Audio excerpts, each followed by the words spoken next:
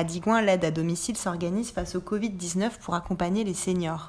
Entretenir son logement, faire ses courses ou sa toilette, préparer ses repas, des actes de la vie quotidienne parfois dispensés par des aides à domicile pour les seniors digoinais. Avec la crise sanitaire, les entreprises et les associations qui interviennent dans la commune ont dû adapter leur fonctionnement.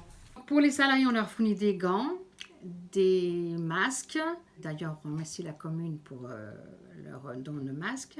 On leur a fourni aussi du gel hydroalcoolique. On a des surblouses, des surbottes, qu'elles prennent si elles en ont besoin. Des précautions qui n'ont pas empêché certaines familles de suspendre temporairement les prestations de leurs aînés. Pour faire face, les aides à domicile ont dû revoir leur offre pour tenter de compenser les quelques centaines d'heures de travail perdues. Puis aussi, on a des demandes de personnes que nous n'aidons pas habituellement pour les courses. On a eu quelques demandes. Donc ça, on peut le faire aussi. Une aide ponctuelle pendant cette période de confinement, pour que personne soit isolé, Le retour à la normale n'est pas prévu pour tout de suite. Les seniors risquent en effet d'être confinés au-delà du 11 mai, une charge supplémentaire pour les intervenantes digoinaises. Ces aides à domicile restent mobilisées pour assurer le soutien de nos seniors les plus isolés. Elles sont en première ligne dans cette épidémie. L'entreprise de travaux publics Colas reprendra ses activités la semaine prochaine. Les travaux au hameau des Capucines vont reprendre pour la tranche optionnelle à partir de lundi. Seront réalisés mardi les enrobés sur les trottoirs de la première tranche sur les secteurs situés en bleu sur le plan. Dans la foulée, l'entreprise réalisera également les travaux de réfection de la rue des Aubépines. L'ensemble de ces travaux serait réalisé dans le respect total des gestes barrières et des consignes sanitaires. Merci de respecter la signalisation et les déviations mises en place.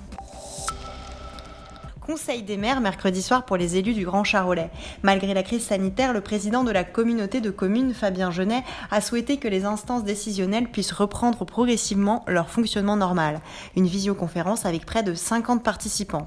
Outre un point sur les mesures prises depuis le 17 mars, les maires ont acté la commande de 40 000 masques pour répondre à la demande des habitants du Grand Charolais. Ils seront livrés au moment du déconfinement. Une réunion économique également avec le vote d'un fonds de solidarité dédié aux entreprises. En partenariat avec la région Bourgogne-Franche-Comté, ce sont près de 300 000 € qui pourront venir en aide aux chefs d'entreprise installés sur le territoire, et ce, dans les plus brefs délais. Ce soir, découvrez le dessin de Louise et Elias en soutien à ceux qui sont chaque jour sur le pont pour tenter d'endiguer l'épidémie. Un hommage à nos hôpitaux mais aussi à nos supermarchés, nos pompiers, nos gendarmes et nos policiers ainsi que nos militaires. Nous attendons vos esquisses à l'adresse suivante, undessin-pour-un-soignant@ville-digoin.fr.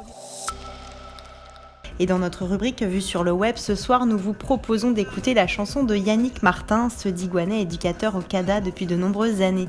Confiné en famille, il a pris sa guitare pour partager avec nous son ressenti durant ce confinement.